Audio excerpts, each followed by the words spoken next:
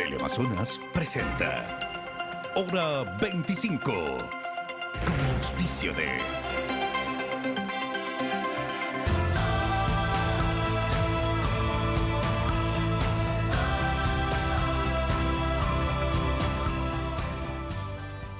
El verde es tecnología, porque así se siente no malgastar papel y hacerlo todo online. Por eso, elijo un banco verde. Produbanco, en pro de ti. Conocimientos y habilidades te esperan aquí en Uniandes, la universidad que forma a médicos con una nueva visión.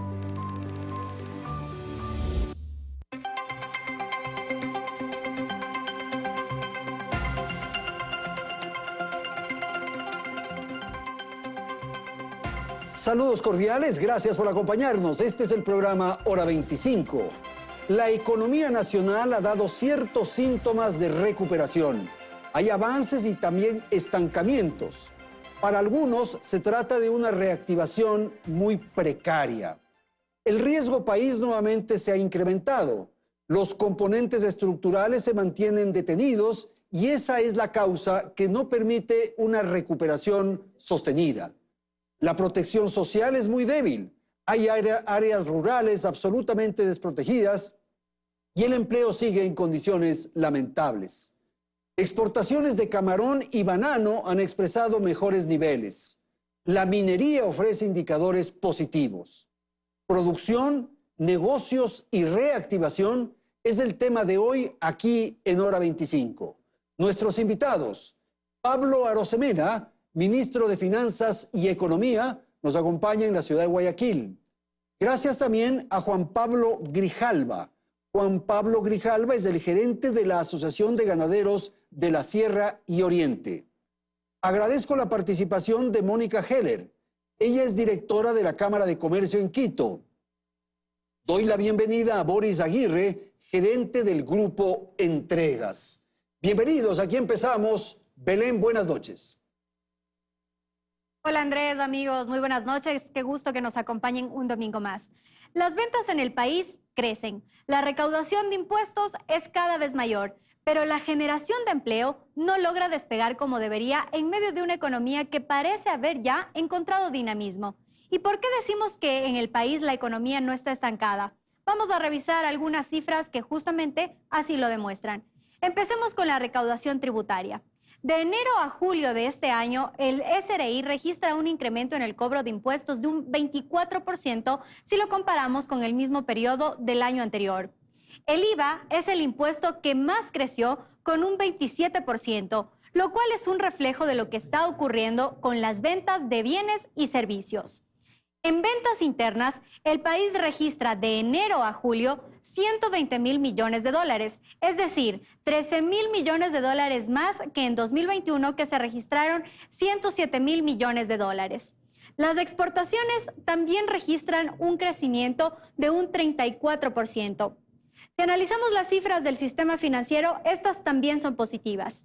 En julio, los depósitos totales en el sistema de bancos privados crecieron 7% frente a julio de 2021. Y también allí tenemos otro dato, que es que la cartera de crédito subió 18%. En las cooperativas de ahorro y crédito el crecimiento incluso fue mayor, pues alcanzó el 25%. Y aunque todas estas cifras son positivas, hay preocupación en cuanto al mercado laboral, pues la generación de empleo no despegó como todos quisiéramos. Si bien el INEC señala que en el último año el desempleo se redujo en el país, pues a julio de 2021 la tasa de desempleo era del 5,2% y en julio de este año es del 3,9%, la informalidad todavía es preocupante, pues es de más del 50%. Escuchemos justamente lo que opina el economista José Hidalgo, director de Cordes, sobre este tema. Lo que estamos viendo es que el empleo adecuado, que es la principal variable que uno debería tomar en cuenta en el análisis del mercado laboral, está estancado respecto a julio del año pasado, que ya mostraba de por sí cifras muy inferiores a las de mediados de año de los años previos a la pandemia. Estamos hablando de una tasa de empleo adecuado de aproximadamente el 32% de la población económicamente activa, que es obviamente un nivel insuficiente para dar cabida en el mercado laboral formal, sobre todo, a las personas que están buscando un trabajo. Entonces, si es que apenas el 32% tiene un empleo adecuado, la diferencia está entre un porcentaje pequeño de desempleados y un porcentaje de más o menos 60%, un poquito más, de empleados inadecuados. Entonces, si bien el desempleo ha caído, no es por una creación de empleos adecuados, sino principalmente porque la gente, para llevar algún ingreso a la casa, busca formas de trabajo que no son las deseables. A esto, además, podemos sumar la baja inversión pública que no permite generar más empleo, pese a que desde el gobierno han dicho que el pago a los GATS de los valores que estaban pendientes impulsa de mejor manera la economía. Con todos estos insumos, ¿por dónde deberíamos empezar a buscar las piezas que faltan para producir una verdadera reactivación económica acompañada de empleo de calidad? Regresamos contigo, Andrés. Esa es la pregunta fundamental que nos vamos a formular en el transcurso de este segmento del programa. Ministro Arosemena, bienvenido, buenas noches, y quisiera empezar por pedirle una apreciación. Hemos dado algunas cifras, algunas referencias que dan señal de esa recuperación, pero hay un principio fundamental en la economía. Toda propuesta económica, toda iniciativa o plan económico tiene que ser pensado en los seres humanos, en la gente, en aquellos que nos están viendo. Ministro, buenas noches, le escuchamos. Buenas noches, Andrés. Gracias por la invitación. Un saludo muy cordial para ti, para Mónica, Juan Pablo, Boris y todas las personas que están viendo este programa. Decirte que tenemos un plan económico. El objetivo es la reactivación y la estrategia es el orden fiscal con enfoque en lo social. El gobierno de Guillermo Lasso está poniendo en on la economía. Eso es la reactivación. La economía estuvo en off mucho tiempo, hoy está en on. Muestra de eso es el incremento en ventas. Mostraron ustedes cómo las ventas han incrementado en el periodo de enero a julio, 120.000 millones de dólares, cifra récord. Nunca antes se había vendido tanto en los últimos años, superando inclusive el periodo del pico prepandemia, el mismo periodo de 2019. Ahora, el dato aquí interesante, que creo que vale la pena complementarlo, es el empleo adecuado, el empleo formal, el empleo de calidad viene creciendo. Según los datos de afiliaciones a la Seguridad Social, que es el dato más preciso para saber qué está pasando con el empleo de calidad, se han incrementado en 116.000 nuevas fuentes de empleo de calidad, nuevas afiliaciones a la Seguridad Social. Así que tenemos un plan económico cuyo objetivo es la reactivación. Están subiendo las ventas, está subiendo la generación de empleo de calidad, estamos avanzando en el camino correcto. Evidentemente falta muchísimo camino por recorrer y estamos luchando por romper las cadenas del pasado de una despilfarra que dejó una economía en lo privado y en lo público complicada, pero que poco a poco estamos encontrando un camino de la reactivación. Ya este año no solamente superamos ventas del año anterior, sino que superamos por primera vez el pico prepandemia y eso es una buena noticia para el Ecuador. Pero el crecimiento, ministro, todavía es bajo. No tenemos niveles de crecimiento como deberíamos tener para lograr superar aquellas dificultades que hacen relación, por ejemplo, al empleo. Mira, ustedes mostraban las cifras de incremento en recaudación tributaria que se desprende de las ventas. Es un crecimiento del 29% y el 80% de ese crecimiento de la recaudación tributaria que depende de las ventas tiene que ver con el IVA, principalmente tiene que ver con un mayor desempeño de la economía ecuatoriana. Cuando conversas con el sector empresarial siempre vas a tener opiniones de todo sentido, pero cuando ya estás hablando en un plano de hacer negocios, que es un poco el enfoque que la gente quiere conocer, los empresarios te van a contar de sus planes de inversión. Conversaba el otro día con un gran promotor inmobiliario de la ciudad de Quito que está desarrollando en Guayaquil uno de los proyectos inmobiliarios más grandes, más ambiciosos que tiene el país y en 2 meses había vendido todo, 25.000 metros cuadrados. Entonces, sí tienes una economía que está en reactivación, que está en on. Sí tienes indicadores de empleo que están creciendo y se debe de complementar con lo que tú decías al principio, que es el enfoque social. Por eso nosotros, la cifra que podemos destacar más es la inversión social. La inversión social en el gobierno de Guillermo Lasso es la inversión más alta de la historia del Ecuador. Son 13.000 millones de dólares, lo cual supera la inversión social que se tenía en gobiernos anteriores. En este gráfico rápidamente podemos ver la inversión social per cápita y podemos ver la inversión social promedio anual de los gobiernos anteriores y el gobierno de Guillermo Lasso. Lo que podemos ver es que en el gobierno de Guillermo Lasso la inversión social, que es la destinada a educación, salud, vivienda, trabajo y bienestar social, supera la inversión de todos los gobiernos anteriores, al punto que en el año 2019 1 millón de personas recibían el bono de desarrollo humano, plata al bolsillo, personas del estrato social más vulnerable. Vino la pandemia en el 2020, todos saben lo que pasó, y para el 2022 teníamos más pobreza que enfrentar. ¿Qué hizo el gobierno de Guillermo Lasso? Destinar más recursos a lo social. Al día de hoy, 1.455.000 personas reciben bono de desarrollo humano, casi medio millón de personas adicionales. Eso es poner más foco en lo social. Ok, muchísimas gracias. Mónica, el ministro ha señalado la necesidad de mejorar las condiciones del clima de inversión. O sea, las condiciones de tramitología, de seguridad jurídica, de posibilidad de seguridad ciudadana, digamos. ¿Qué ocurre con el sector empresarial en un ambiente tan adecuado como el que ha señalado el ministro? ¿Qué está haciendo el sector privado? A ver, hay que entender el contexto. Venimos de un periodo nefasto y lo que estamos viviendo en este momento es el factor rebote. Estamos saliendo de la pandemia. Estamos retomando ánimo después del golpe.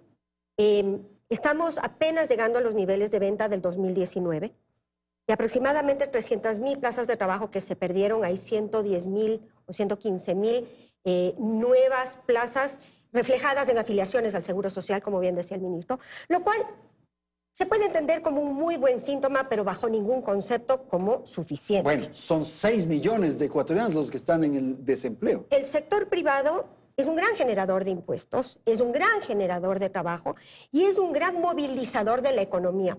Pero viene de una etapa muy difícil, ha sufrido golpes muy fuertes, se ha perdido muchísima infraestructura, muchos negocios cerraron. Y lo que estamos viendo en el tema de empleabilidad actual, en parte está relacionado con el hecho de que se perdieron muchísimas empresas. Esa infraestructura que desapareció va a demorar varios años en recuperarse. Claro. Y eso hay que darle el entorno adecuado a la empresa privada para que lo pueda hacer. ¿Qué es el entorno privado?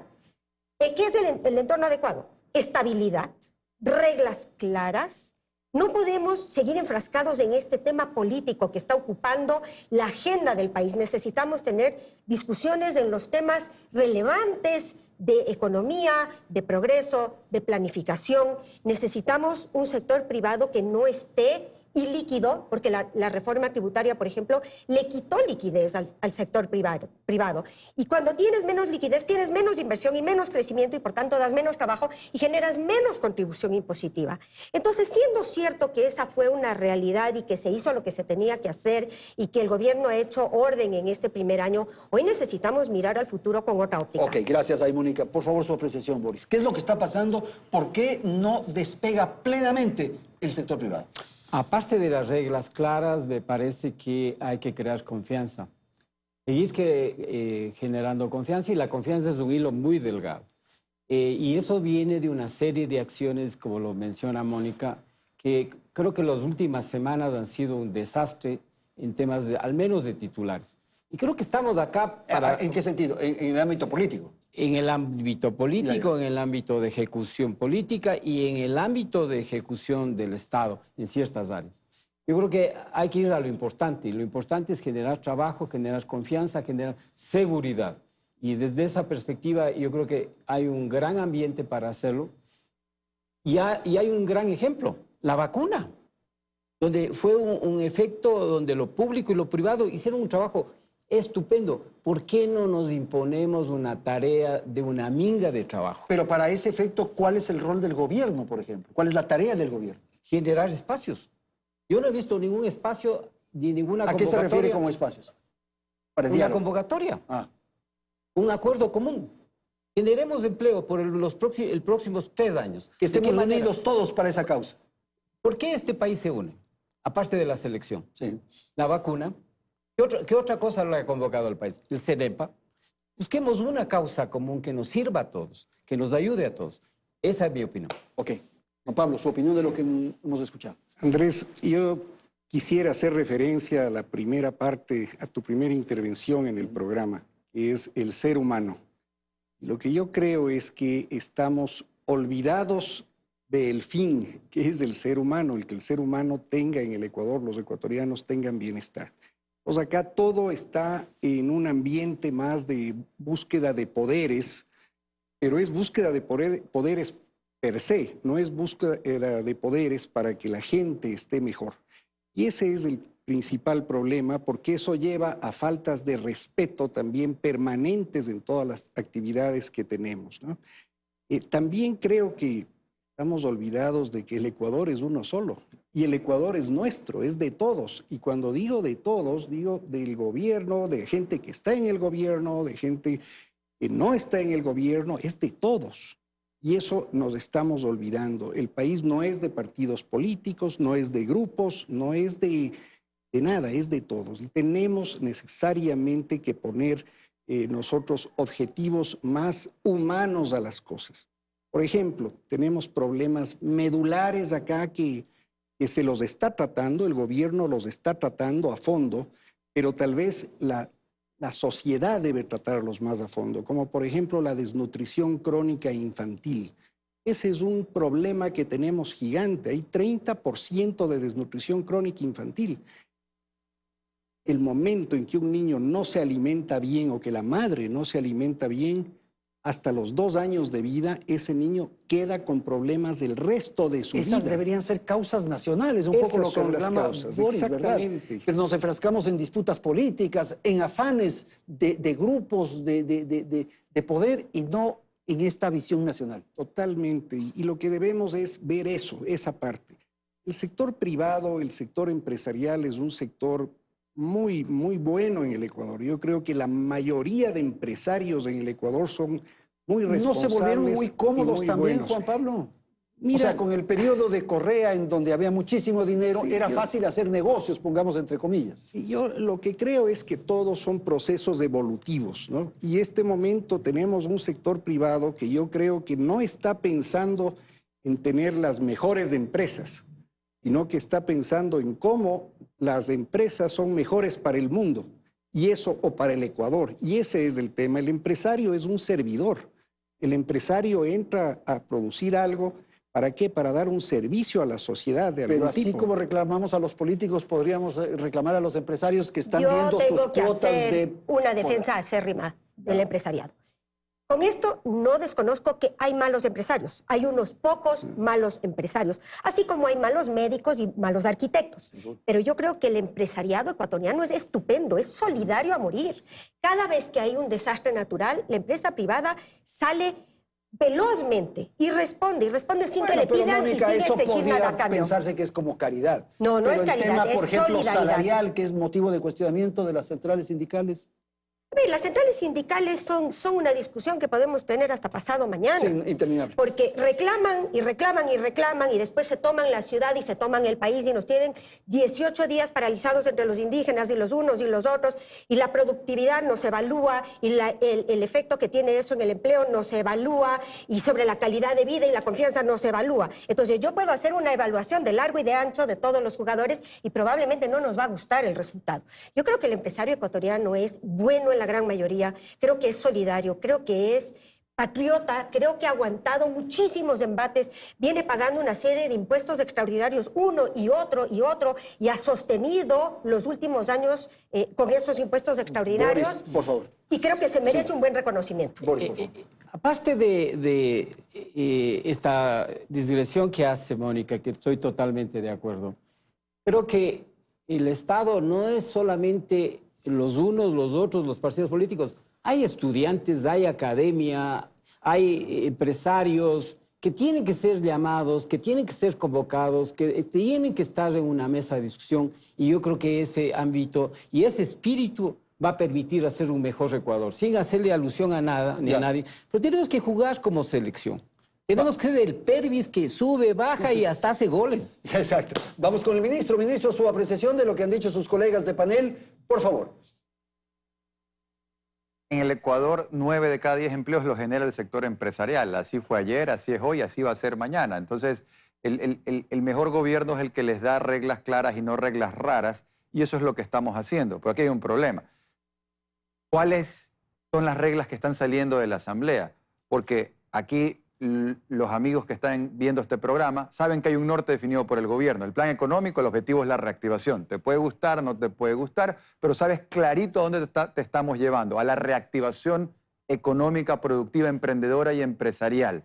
Estamos incrementando las ventas, estamos incrementando los empleos afiliados a la Seguridad Social, tenemos una estrategia, el orden fiscal con enfoque a lo social. Nunca ningún otro gobierno ha destinado tantos recursos a la inversión social como el de Guillermo Lasso, más de 3.000 millones de dólares en educación, más de 3.000 millones de dólares en salud, más de 3.000 millones de dólares en seguridad. Se están destinando recursos, se está lidiando con problemas estructurales del pasado, lo estamos haciendo bien, vamos poco a poco. Pero el gran problema es qué pasa con la Asamblea, porque eso es un signo de interrogación que emana incertidumbre, que genera desconfianza local e internacional. Todos los días estoy en conversaciones con mercados internacionales, con Nueva York, Londres, Washington, y la gran pregunta es ¿qué pasa con la Asamblea? Porque un día invitan a que hagamos propuestas, otro día quieren derrocar al gobierno y el otro día pues no se sabe bien qué es lo que pasa. Sin un afán de generalizar, porque siempre hay gente muy valiosa en esa noble institución, pero lo cierto es que hoy es muy caótica y sí deberían de ayudar a emanar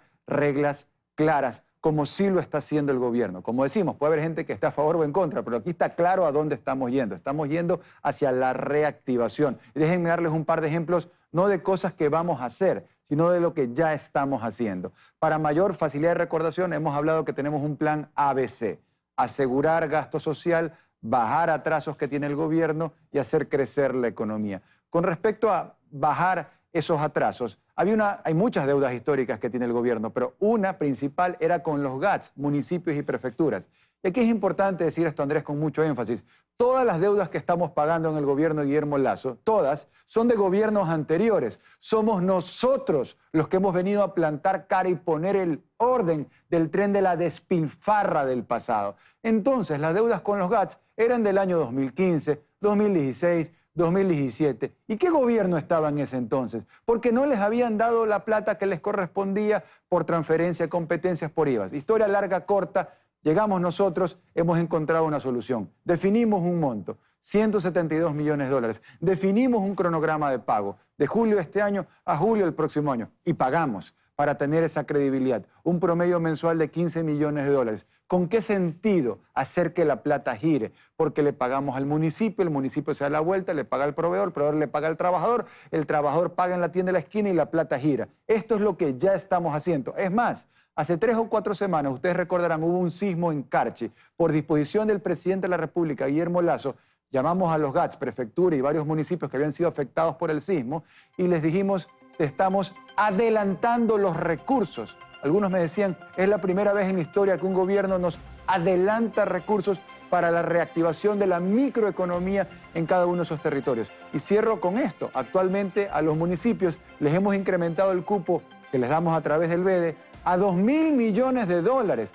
Plata para proyectos de infraestructura, agua potable, saneamiento, que sirve para luchar contra la desnutrición crónica infantil. Y esa plata no es para gasto corriente ni para conciertos de reggaetón. Ok, ministro, vamos a dar una pausa, volvemos a un instante, seguimos aquí en Hora 25.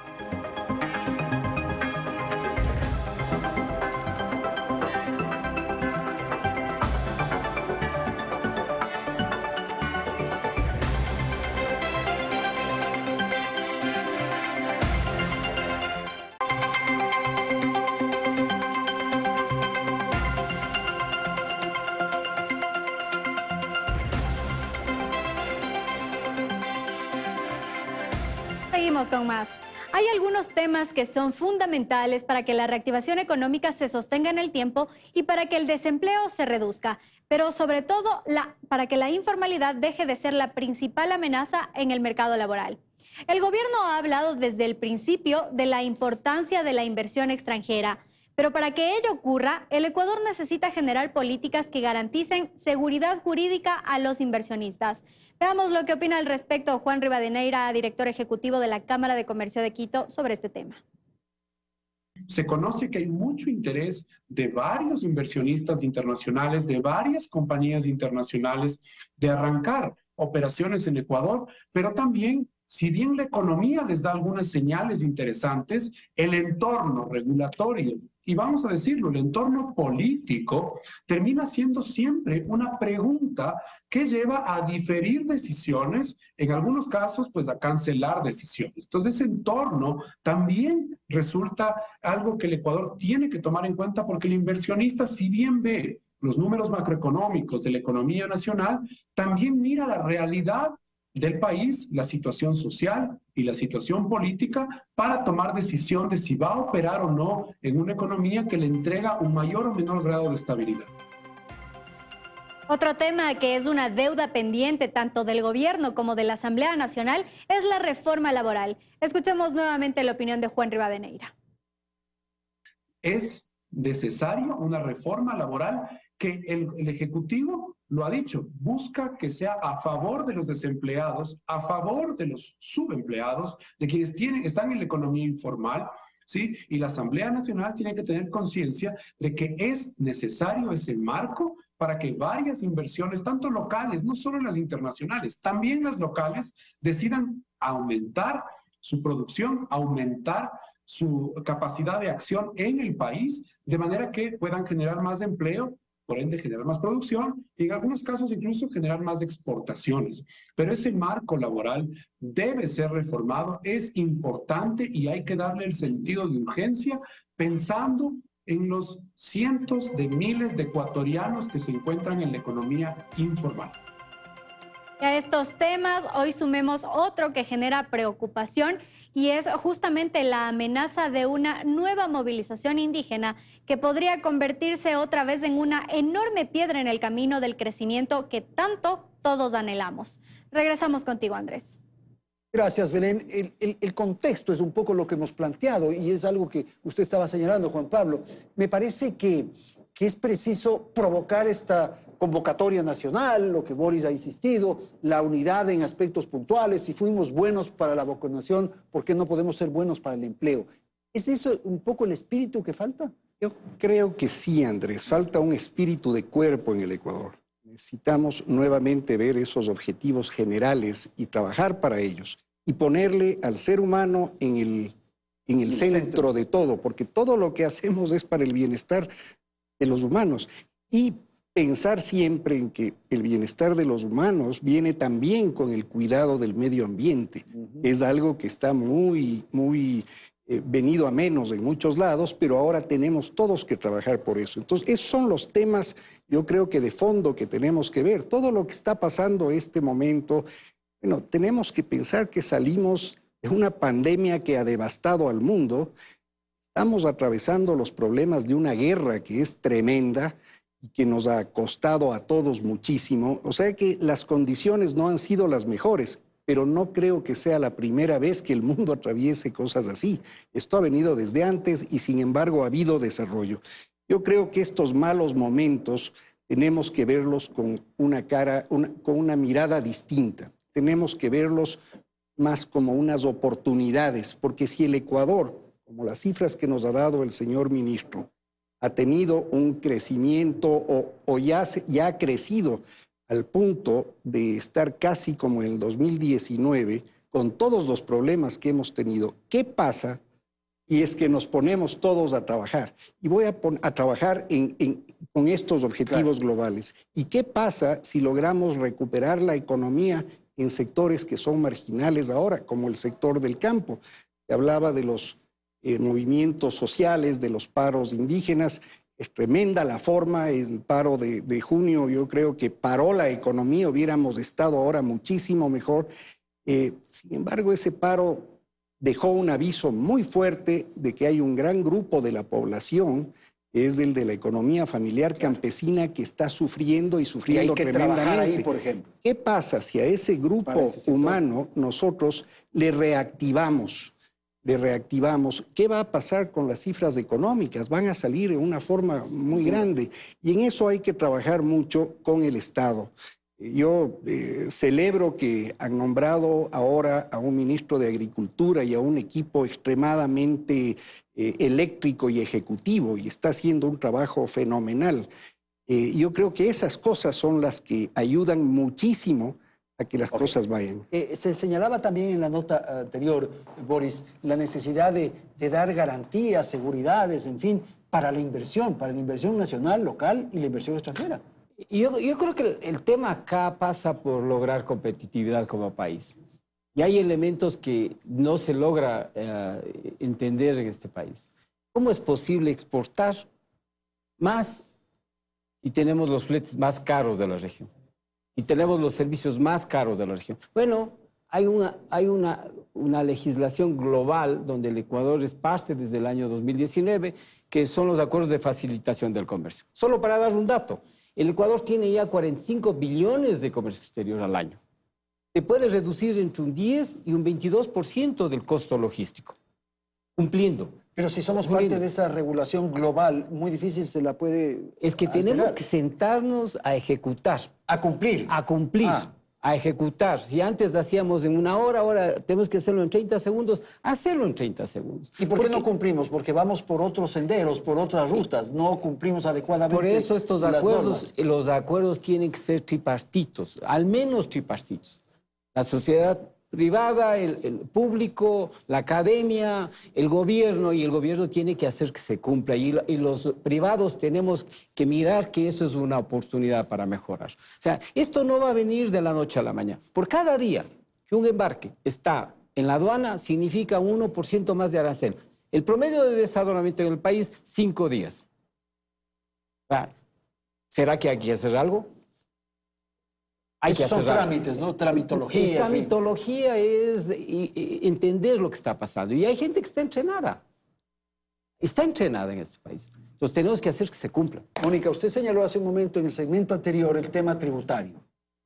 ¿Qué impactó eso? ¿Cómo impactó eso en el aparato productivo? La reforma tributaria tuvo impacto en todo el mundo, en las personas y en las empresas. Y ha restado liquidez y ha dejado un precedente que incomoda un poco, porque este tema de los impuestos excepcionales que suceden cada tanto han dejado de ser excepcionales y se han vuelto un poco la norma. Yo espero que este de verdad haya sido el último y creo que es importante que la gente sienta que esos impuestos que ha pagado se ven reflejados en obra. Hoy se vuelve muy importante ejecutar los presupuestos y cumplir con las obras a nivel de los ministerios y de las administraciones, porque si no la gente ni valora lo que está pasando, ni siente, ni tiene esperanza. Es decir, hemos sufrido muchísimo. Estamos saliendo de un momento muy complicado. Se han ordenado las finanzas, que es muy importante, y yo aplaudo ese esfuerzo. Y creo que de aquí en adelante se vuelve muy importante ejecutar los presupuestos. Necesitamos obra, necesitamos mejorar las condiciones de la ciudadanía, necesitamos ver el trabajo, necesitamos sentir que esos impuestos que pagamos sirven para algo. Hay bajísimos niveles de ejecución, ¿no? Hay bajos niveles de ejecución. El propio ministro, vamos donde el ministro. Pablo, su apreciación de lo que han dicho, quizás subrayar el tema tributario y estos niveles tan bajos de ejecución. Por favor. A ver, 3 cosas. Con respecto a niveles de ejecución, el tema tributario y luego sobre presupuesto. Con respecto a la ejecución, había una información que ha estado circulando en los últimos días que es imprecisa la información. ¿Por qué es imprecisa? Porque es información que está desactualizada. Permítanme dar un ejemplo concreto. Esa información que circulaba decía que a junio, por ejemplo, el MIDUBI, el Ministerio de Vivienda, había ejecutado 7% de su presupuesto de inversión. Pero el dato cierto es que al mes de julio el MIDUBI ha ejecutado el 75%. Es decir, no el 7%, sino el 75% de ejecución. Entonces, es importante precisar esa información que ya fue aclarada, pero como todo en la vida, una vez que salió la información imprecisa, luego precisar es complicado. Segunda cosa sobre ese mismo tema, hay un dato que no se conversa mucho, pero que tiene que llamarnos la atención a todos, y es el nivel de ejecución de los GATS, municipios y prefecturas. En promedio en el Ecuador, de enero a junio, han ejecutado un 25% de su presupuesto. Y las empresas públicas de los GATS, de enero a junio, han ejecutado en promedio 20% de su presupuesto. Los GATS evidentemente tienen un problema que resolver con respecto a la velocidad de ejecución, aparte del problema de la calidad del gasto.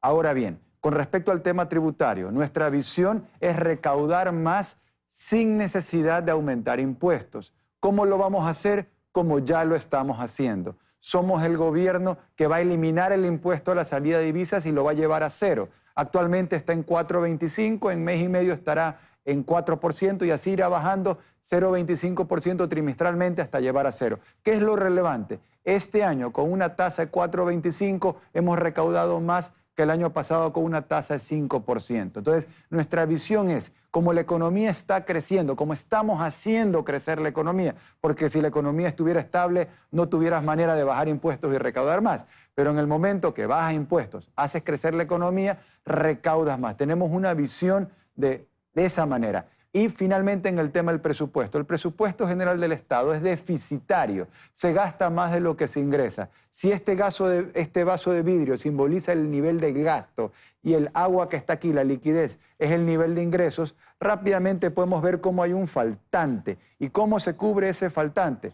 No lo vamos a hacer con aumento de impuestos, pero sí lo pretendemos hacer con un aumento de la recaudación producto del dinamismo económico y también con financiamiento. Y hay dos tipos de financiamiento, el bueno y el malo. El malo, tasas altas, plazos cortos. El financiamiento bueno, tasas bajas, plazos largos. Y eso es lo que hemos conseguido con los organismos multilaterales, porque el financiamiento multilateral es el mejor para asegurar la inversión social. Perfecto, gracias, ministro. Lo de la ejecución de alguna manera se aclara con esta apreciación que nos ha formulado Pablo Arosemena. Pero hay un cuestionamiento que se formula la ciudadanía, aquellos que están en la calle y que van a buscar servicios, y es la gestión. Se ha criticado al Registro Civil, a la Agencia Nacional de Tránsito y a una serie de entidades del sistema de salud, en fin. La gestión, Mónica. Creo que este es un momento muy complicado porque ha habido una serie de malas coyunturas desde la salida de COVID y la necesidad de vacunar, un tema de manifestaciones que de verdad fue terrible, tanto a nivel social como a nivel económico, más un mensaje profundo de descontento que hubo que enfrentar y que se sigue enfrentando en estas mesas actuales. Una asamblea que no contribuye y que hace dificultoso cualquier proceso. Bueno, pero el gobierno tampoco ayuda mucho, y pues todo estoy eso poniendo casos puntuales. Es cierto, esas cosas han pasado y han sido parte de la gestión. Sin embargo, yo sí creo que es muy importante volver a enamorar a la ciudadanía, por muchas razones. Bueno, pero para enamorar hay que dar señales de amor, pues si no, ¿cómo? Sí, yo creo que la gente necesita ver proyectos, necesita ver ilusiones incluso, necesita sueños. ver gestión. Sí. Si hay un malestar en algunas de estas instituciones, claro que hay. Y lo que yo decía en un inicio, creo que desafortunadamente la política, los conflictos y los problemas han secuestrado la agenda nacional, cuando eso es uno de tantos elementos, es decir, es un mal necesario. Sí. Es una de las tantas cosas con las que un presidente tiene que vivir. Que no es lo agradable, no, y que no es lo ideal, no, pero que esa es la naturaleza de las cosas. Yo sí pienso que hoy hay una oportunidad importante para hacer y para que el país vea lo que se está haciendo. Esto de ilusionar al país, de ponerlo a soñar, la gestión, que funcionen bien las cosas, ¿qué estará ocurriendo? Bueno, ese es un gran acuerdo nacional. Eso debe ser. Bueno, pero el acuerdo, Boris, tiene que surgir o tiene que aparecer siempre y cuando haya un liderazgo que establezca senderos, rutas por donde transitar. Si ¿estamos esperando un Mesías? No. ¿O es que los Mesías se construyen? Que nos señalen una ruta. Creo que eso es un tema compartido. Y yo me ato a las palabras de los dos compañeros de panel. O sea, no hay nada que nos van a dar haciendo, por el amor de Dios. Tenemos que nosotros alzar la mano, como se está alzando este rato aquí en este panel, y decir, señores, tenemos que unirnos en causa común. ¿Cuál es la causa común? Falta empleo. Dediquémonos a pensar y generar empleo. Y dando ejemplos desde el mismo Estado. Bueno, eso es lo que se le exige, pues. Así como usted puso el ejemplo de la vacunación, el gobierno tuvo ahí una conducción y bueno, seguimos todos, apoyamos los sectores empresariales, en fin. Ahora que se marque la ruta. Pero esta ruta tenemos que señalar en programas como estos. No dejar que una asamblea gire una ruta, no dejar que un ministro gire una ruta. Por más buenas intenciones de un ministro, es un fusible. Y lo que le requiere a este país es estabilidad. Estabilidad emocional desde el punto de vista emotivo, desde estabilidad jurídica, estabilidad humana, y que creo que en torno a todo eso estamos hablando de ser humano. Genera voluntad de inversión también, ¿no? Porque el Ecuador curiosamente, es un país de emprendedores. ¿Sí? Es uno de los países con mayor índice de emprendimiento. Eso quiere decir que si se le deja al sector privado trabajar, habrá inversión, pero hay que generar confianza, estabilidad, voluntad de inversión, hay que recautivar el cariño. Yo creo que hay un desencantamiento con la política, creo que la gente Eso no sí es quiere saber evidente. más de política. Esto que estamos oyendo. Andrés, sí, desencantamiento con la política definitivamente. Pero veamos cosas positivas que podemos hacer y que podemos hacer entre el sector público y el sector privado, porque esa es la clave en este momento. El sector privado solo no va a poder salir y el público tampoco. Y el público me refiero desde los GATS hasta el gobierno central. En el caso agropecuario, que es el que más conozco yo, están haciendo programas ahora muy importantes de formalización, ¿no? El caso agropecuario es curioso porque... ¿Promovidos por el gobierno? Por el gobierno Ya. y el sector privado, son los dos. En el caso lácteo, por ejemplo, más específico, vamos a poner centros de acopio en la serranía ecuatoriana, en la Sierra Centro, acercando al productor al comercio. Este momento, les pongo un ejemplo, la cebolla. La cebolla, para llegar del productor al consumidor, pasa por siete intermediaciones, manos, sin que generen ningún valor. Hoy tenemos ya ejemplos de centros de acopio de cebolla en donde se genera el valor agregado en las comunidades y ahí queda el valor agregado y va directo a los supermercados para que llegue al consumidor. ¿Quieres decir algo? Y yo creo que ese es el mejor ejemplo de integrar a las familias pobres que nos referíamos en su momento en base a trabajo. Es la mejor forma de darle valor agregado y es la mejor forma de al consumidor final trasladarle su Y si beneficio. ustedes van al campo, ustedes ven que el campo está totalmente trabajado, pero le faltan ciertas cosas. Le falta algo más de tecnología para que ese esfuerzo que hace la gente rinda más. Le faltan, sí, créditos, lógicamente eso siempre falta, créditos a tiempo, digamos, pero bueno, son circunstancias que hay que superarlas, pero si nosotros logramos hacer eso, mejorar la situación del campo... Hay un aporte. ¿Cuántos centros fueron creados en gobiernos anteriores para generar tecnología? Esos mismos centros que tienen ya tecnología, atados a estos centros de acopio, se pueden no solamente generar temas de comunicación, sino se pueden generar centros de valor agregado para la comunidad y para el país. Tengo que ir con el ministro, no lo Ya abandonemos. solo ¿sabe? una cosita, respecto a cómo enamorarnos del Ecuador. Sí. Primero es conociéndonos más entre los ecuatorianos, porque los ecuatorianos somos muy diversos, pero todos tenemos que pensar que somos buenos. Nosotros partimos muchas veces pensando que el otro es malo. Pensemos en positivo, que somos buenos. Hay un programa que se llama Mucho Mejor Ecuador. Es un programa, a mí me gusta muchísimo porque se saca el espíritu, el orgullo de las empresas de hacer cosas muy buenas, empresas ecuatorianas que hacen productos mejores que cualquier producto internacional que puede llegar. Pues todos esos temas son los que hay que resaltar. Impulsar, resaltar y ir por allá. Tengo que darle paso al ministro. Pablo, Ministro Hernández. un minuto para comentar rápidamente lo que se ha dicho, por favor. Destacando dentro de estas causas nacionales, algo importante que creo que nos tiene que motivar a todos es la focalización de los subsidios a los combustibles. ¿Cómo puede ser posible que al día de hoy el Ecuador destine 3.800 millones de dólares a subsidiar combustibles? Así como es injusto que una persona que merece un subsidio no lo reciba, igualmente injusto es que quien no lo merece sí lo reciba. Y eso es lo que pasa hoy en el Ecuador y es lo que estamos trabajando para cambiar, porque necesitamos el apoyo de todos.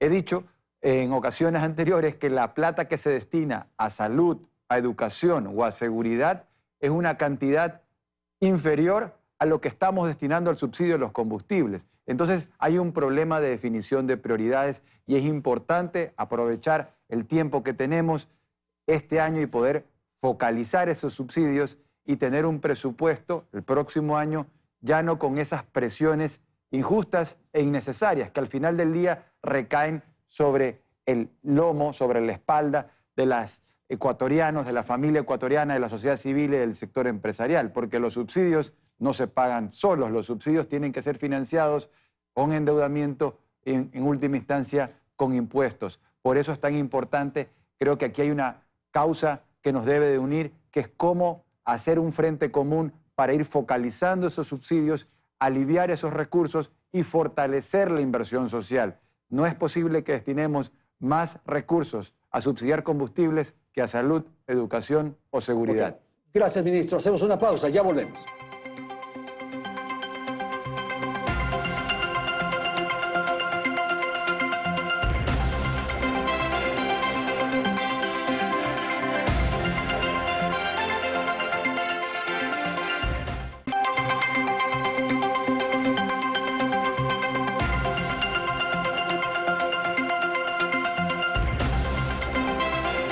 Gracias por estar con nosotros. Tenemos el último segmento del programa. Doy la palabra a Mónica. Mónica, ¿cuál es el problema de fondo del país?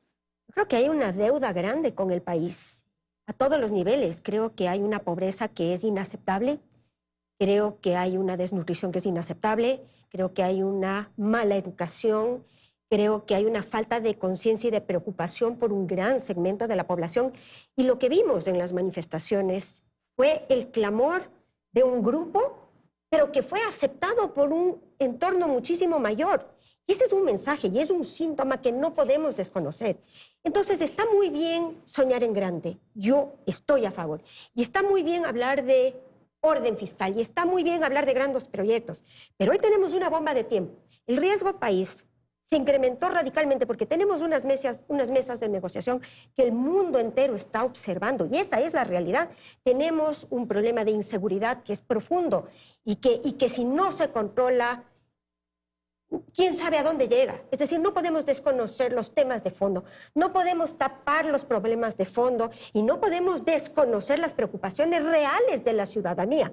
¿Se han hecho cosas muy bien? Sí. ¿Debemos soñar en ciertas cosas? Sí. Perfecto. Pero hay que atacar los problemas de fondo. Los problemas de fondo y los problemas estructurales, ministro. Ese es otro de los retos que se tiene.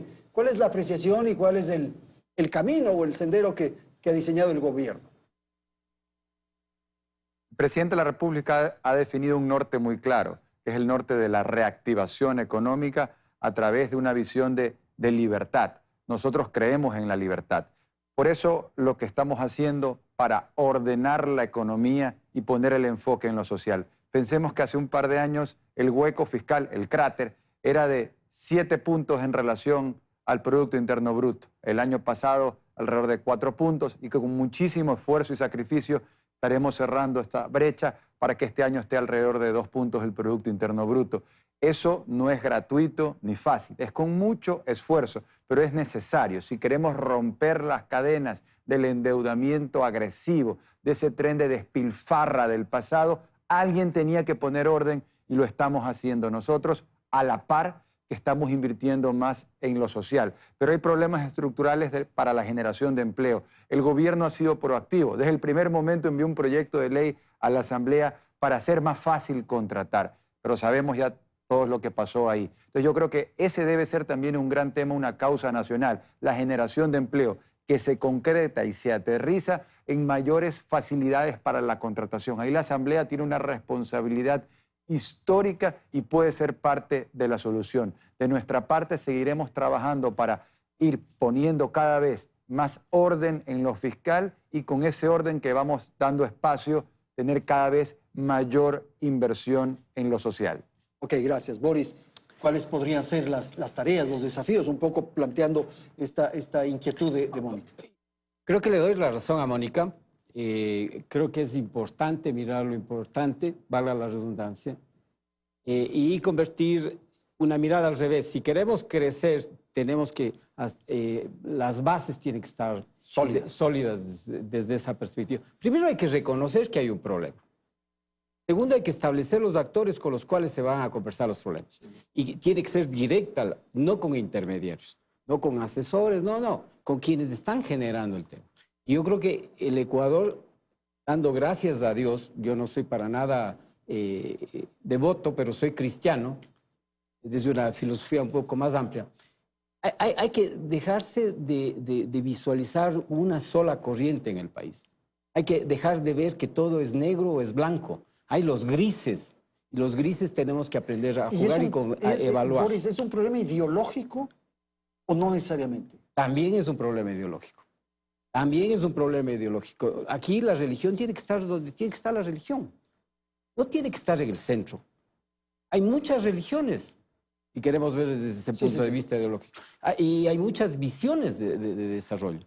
Y tiene que estar el hombre en el medio. Y yo en eso comparto plenamente y por eso tenemos que marcar la agenda para temas prioritarios. Juan Pablo. Andrés, yo quiero insistir mucho en la parte rural, porque es el foco de muchos problemas. Del momento, por cierto. Y tal vez históricos. Recordemos que nunca, o siempre se ha escuchado que no se ponen los ojos en el campo. Y no se ha puesto. Y las cosas no han cambiado. Si nosotros vemos de hace tiempos acá, los problemas son los mismos. ¿Qué pasa si ahora ponemos los ojos en el campo, como se está sugiriendo, y logramos hacer que la gente que emigró del campo a la ciudad ahora vuelva de la ciudad al campo? Eso cambiaría las cosas sustancialmente, porque la pobre gente que está en el campo no tiene esperanza por un producto que hace, se desperdicia a la mitad porque no hay quien le compre, no hay las cadenas de comercialización y recibe nada por ese trabajo. Y nosotros logramos arreglar esa parte, ¿no? Que no es algo de mucha ciencia, digamos, son temas comerciales que hay que hacer. Si logramos arreglar eso y logramos hacer que la gente vuelva al campo, no solo los ojos, sino que vaya a trabajar allá, logramos sacar profesionales del campo, bueno, la cosa va a cambiar muchísimo, ¿no? Y va a ser esa parte que nunca se ha dado toda la importancia y tal vez más en la serranía ecuatoriana, porque al campo se le ve como exportación. Pero acá en la serranía, 75% de los alimentos, no en la serranía, en el Ecuador, 75% de los alimentos vienen de la agricultura familiar campesina. Si logramos a ellos mejorarles, a los grupos campesinos, el Ecuador va a dar un salto total, va a pasar la gente del campo a la ciudad, va a haber mucho más, va a bajar inclusive la delincuencia, porque ese es un problema medular que hay acá. Vamos a terminar. Quiero dar la palabra al ministro para que haga su apreciación final de lo que hemos tratado en el transcurso de este programa de Hora 25. Ministro. Creo que sí. Ecuador tiene problemas estructurales de toda la vida y problemas coyunturales de los últimos tiempos. Hay que resolver tanto lo urgente como lo importante, ambos, pero hay que hacerlo con una estrategia clara. El gobierno nacional ha definido un objetivo que es tener un plan económico que nos lleve hacia la reactivación. Hacia allá vamos. Tenemos una estrategia que es la del orden fiscal con mayor inversión social. Tenemos la mayor inversión social de todos los gobiernos anteriores. Estamos trabajando duro para darle un respiro a todo el sector emprendedor y empresarial. Estamos destinando más recursos en la banca pública que ningún gobierno anterior. Mencioné los 2.000 millones de dólares a través del BEDE para los GATS, para hacer que la plata gire en cada uno de los territorios. También 1.000 millones de dólares en Banecuador. En el pasado se entregaba cientos de millones a pocas personas. Ahora nosotros estamos entregando a decenas de miles de ecuatorianos ese crédito de las oportunidades al 1% de interés hasta 30 años plazo. No es algo que vamos a hacer, es lo que ya estamos haciendo. Y también no quiero dejar de mencionarlo porque hemos hablado de la economía popular, social y solidaria a través de CONAFIPS, la CFN de las cooperativas. Estamos entregando este año más de 400 millones de dólares para reactivar la economía en cada uno de esos territorios. Es lo que estamos haciendo para enfrentar la coyuntura, pero también estamos trabajando de manera dura para resolver esos problemas estructurales. Pero necesitamos el apoyo de todos y necesitamos una asamblea que esté a la altura de las circunstancias. La asamblea tiene la responsabilidad histórica de poder trabajar en una ley para facilitar las inversiones y la generación del empleo, porque más inversión es más empleo. Muchísimas gracias a nuestros panelistas que han estado aquí en Hora 25 y, por cierto, a la audiencia. Nos despedimos. Felicidades. Hasta la próxima semana.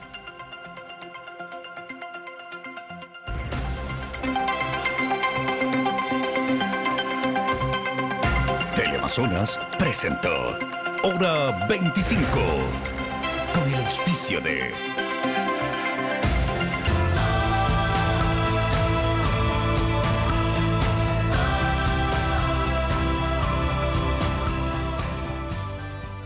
El verde es tecnología, porque así se siente no malgastar papel y hacerlo todo online. Por eso, elijo un banco verde. Produbanco, en pro de ti. Conocimientos y habilidades te esperan aquí en Uniandes, la universidad que forma a médicos con una nueva visión.